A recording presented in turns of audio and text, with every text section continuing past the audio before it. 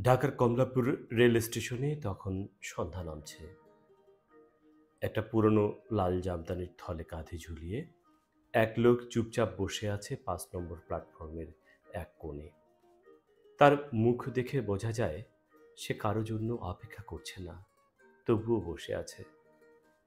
লোকটার বয়স ৫৫-৬০-এর মতো হবে। ধপধপে সাদা দাড়ি, চোখে পুরু ফ্রেমের চশমা, একপাশে রাখা থলেটার মুখ খোলা। ভেতরে কয়েকটা ছোট ছোট খেলনা গাড়ি, চকলেটের প্যাকেট আর একটা গোলাপি রঙের শাড়ির টুকরো। আমি তখন অফিস থেকে ফিরছিলাম। হুট করে কেন যেন তার দিকে চোখ গেল। ভিড়ের মধ্যেও তার গা ঘেঁষে কেউ বসে না, কেউ কিছু জিজ্ঞেসও করে না। অথচ আমি যেন আটকে গেলাম। পাশে গিয়ে বললাম, চাচা, আপনি কারো জন্য অপেক্ষা করছেন? লোকটা ধীরে মুখ তুলল, চোখ লালচে, ক্লান্ত, মাথা নেড়ে বলল, না, এখন আর কেউ আসবে না, তবু আমি আসি। আমি একটু কৌতূহলী হলাম। বললাম, থলে দেখে মনে হচ্ছে কারো জন্য কিছু এনেছেন।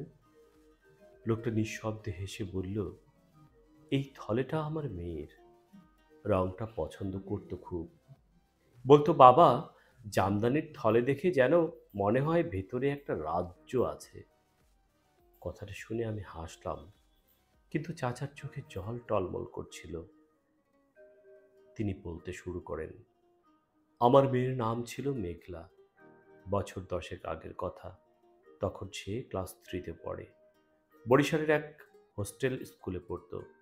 আমি নারায়ণগঞ্জে একটা ছোট প্রেসে কাজ করতাম। পয়সা হতো না, তবুও মেয়েকে শহরের স্কুলে পড়িয়েছিলাম। সে চাইতো ডাক্তার হতে। আমার স্বপ্ন ছিল আমি প্রেসে ছাপা হ্যান্ডবিলে মেয়ের নাম একদিন বড় হরফে লিখব, ডাক্তার মেঘলা রহমান। 1 বছর ধরে ওর একটু দুর্বলতা ছিল। হোস্টেলের ম্যাট্রন বলছিলেন পেটের সমস্যা। পরে একদিন স্কুলে হঠাৎ অজ্ঞান হয়ে যায়। শহরের হাসপাতালে নিয়ে গেলে ধরা পড়ে কিডনির বিরল এক রোগ। রক্তের কিছু অংশ নষ্ট হয়ে গেছে, ওষুধে কাজ হয় না আর, প্রতিস্থাপন দরকার। চাচা থেমে গেলেন, মুখটা ঘুরিয়ে নিলেন, তারপর আস্তে বললেন, আমি নিজের একটা কিডনি দিতে চেয়েছিলাম, সব টেস্ট পাশও করলাম। তখন মেঘলা বলল, বাবা, যদি আমি মরে যাই, তুমি বেঁচে থাকো। আমি থাকলে তুমি ভালো থাকতে পারবে না। আমি জানি, আমি থাকবো তোমার চোখে, তোমার চশমার কাছে। আমি নিজের অজান্তেই নীরব হয়ে গেলাম। চাচা বললেন, সেই দিন থেকেই আমি এই চশমাটা পরি। ওই কিনে দিয়েছিল, বলেছিল এটা পড়লে আমার চেহারাটা বাবার চোখে সবসময় থাকবে। তিনি থেমে কাঁধে থাকা থলে খুলে খেলনা দেখালেন। এই গাড়িগুলো ওর জন্য কিনেছিলাম, যদিও জানি আর খেলার জন্য কারো হাত বাড়াবে না।